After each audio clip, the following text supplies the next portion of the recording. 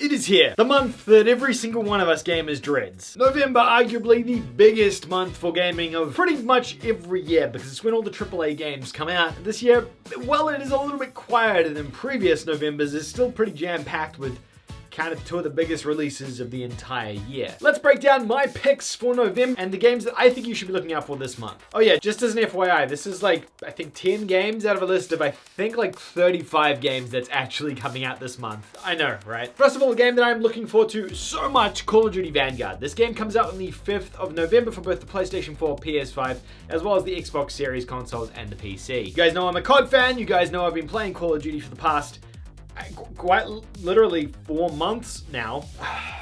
Yeah, I know.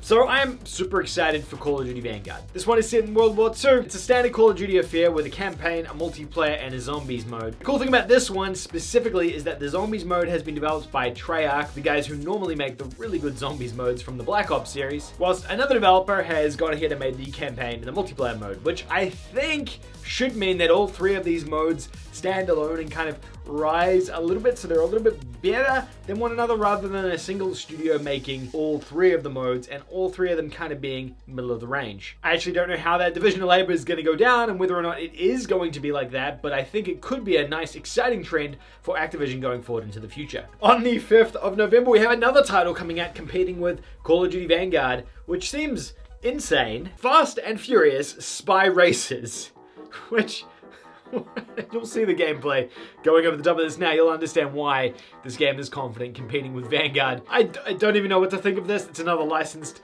Fast and Furious game.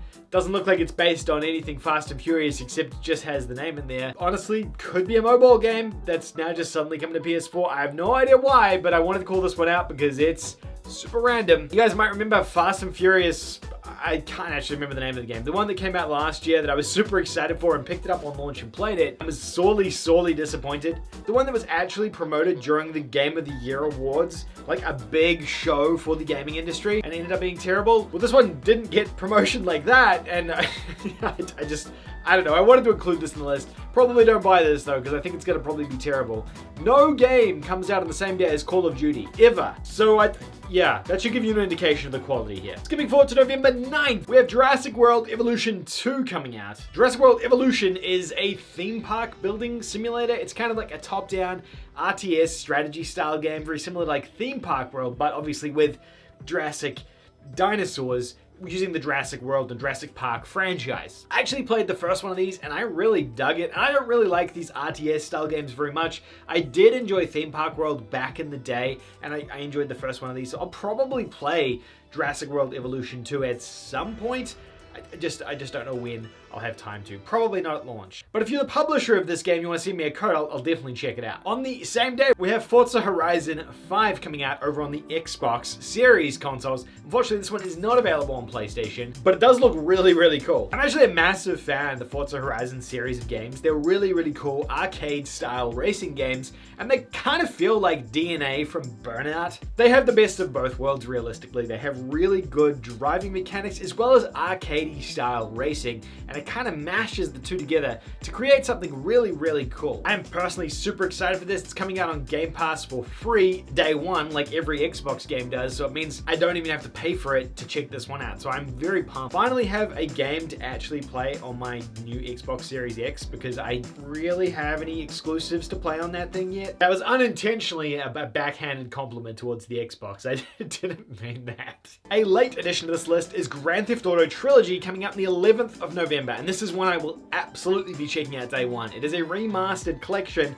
of Grand Theft Auto 3, Vice City, and San Andreas, coming to literally every console under the sun, but for you guys, PS4 and PS5. Yeah, San Andreas, I think, is the best Grand Theft Auto game, in my personal opinion. It might not be yours, it's definitely mine though, and I'm very excited to be playing this in a remastered fashion. The trailer, I'm not going to show it here because Rockstar always tend to claim my videos, so instead you're just going to see me and maybe some pictures if I add them in. But I'm super excited to check this one out. Probably doesn't need much explaining. It's probably going to sell exceptionally well because they always tend to. In fact, these games have been re-released on the PlayStation 4 as PS2 classics for about 5 years now, and they constantly chart in terms of digital sales, even though they've been out for the better part of 20 years and then have you know, they're just the PS2 versions of the games available on the PS4. So I have no doubt these games are going to do well. I'm pretty excited to play them. I'm interested to find out how many platinum trophies this has. Is it 3 platinums, 1 for each game?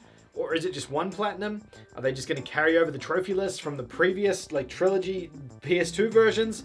There are so many questions. Rockstar, answer my questions. Please, just please, answer the questions. Another kind of different edition is Sherlock Holmes Chapter 1. Now, I talk about the Sherlock Holmes games all the time because they're easy trophy hunting games. Kind of like a 9-hour platinum trophy and actually a fun, like, detective style game. If you like kind of that third-person narrative adventure game where you, like, look for clues, solve puzzles, things like that, the Sherlock Holmes games are all of that. This one here seems like it's much more focused around narrative and cinematics, and it's exclusive on the PlayStation 5. It's not coming out on past-gen consoles, which I thought was kind of interesting as well. These are definitely AA games, but this one looks like it's raising the bar in terms of quality for this series, and I am very excited for this. I really enjoyed those games. I checked them out as easy platinum trophy games back in the day, and I actually really fell in love with them. It's a great series of games. If you haven't checked out any of those Sherlock Holmes games, I think The Devil's Daughter is one of them.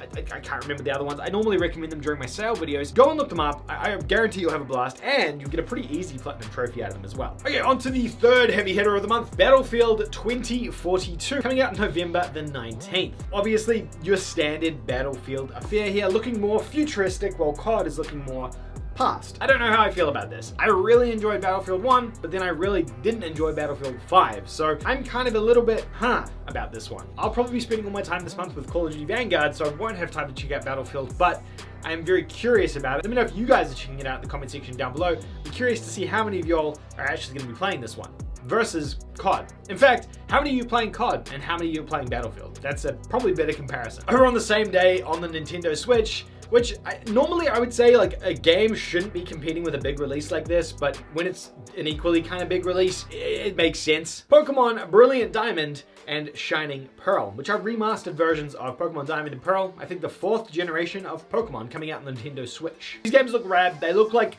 kind of weak remasters, honestly, when we've seen what the Pokemon company is capable of with Sword and Shield and things like that in terms of how the game could look and feel, even though Sword and Shield weren't all that. But I did really enjoy Diamond and Pearl when I played it way back in the day on the Nintendo DS. I think it was the first DS Pokemon game that came out, or the first one I played at least. It's definitely not my favorite in the franchise, but I am really excited to revisit it all the same. And Pokemon on the Switch is really satisfying because you can play it on the go, play it on the TV.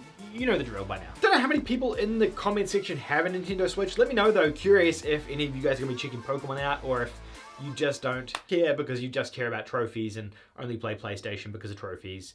And that was a nightmare loop that I was trapped in for many years, but not anymore, not anymore. A game that seems to be incredibly popular that I still don't really get is Farming Simulator 2022, coming out on the 22nd of November. Farming Simulator is a game that I've always wanted to check out because these trailers are so cool. The cinematic trailers look like they've had so much work put into them and they look so damn epic.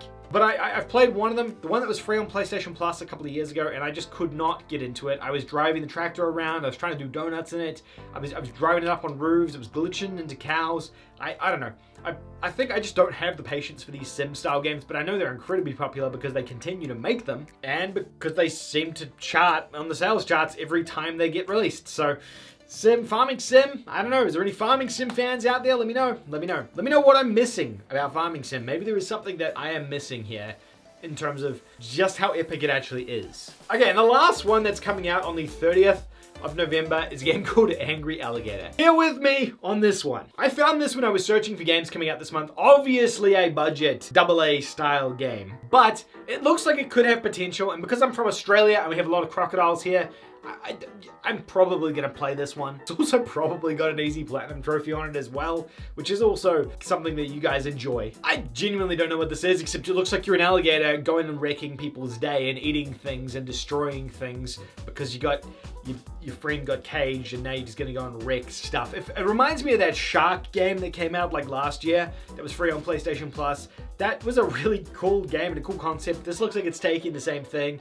I guess it's kind of being funny and quirky, like Goat Simulator and all of those things. I don't know. This could be a complete flop. I wanted to include it in here though, just in case it was something like really special and ended up being the next big silly game that every live streamer seems to be playing and trolling around with, because then I can say, I told you so, but I mean, I also have no idea. Highlights this month, I would say Grand Theft Auto, Call of Duty, and Battlefield. They're the three big ones. If you got a Switch, Pokemon as well, obviously.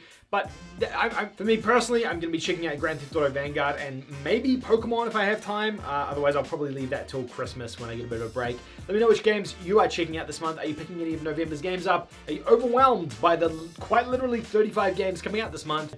Yeah, let me know in the comment section down below. We'd be very curious to hear from you. If you haven't already subscribed to the channel yet, hit the subscribe button down below. Give me a like if you enjoyed this video. If you hated this video, also give it a like, and I'll see you in the next one. Hello again, Patreon, you beautiful bastards. Thank you to each and every one of the folks over here on the right hand side for supporting me over on Patreon or as a YouTube channel member this month. Each and every one of you folks keeps the channel running. If you too want to be an absolute legend like these guys over here, you can support me on Patreon. Use the link in the description down below. Giving only $1 helps out this channel. So if you want to support even further, you can do that. You can also become a channel member down below as well by hitting the join channel button, and you get access to cool emotes and the logo next to your name showing that you're a supporter. Thank you all so very much for supporting the channel.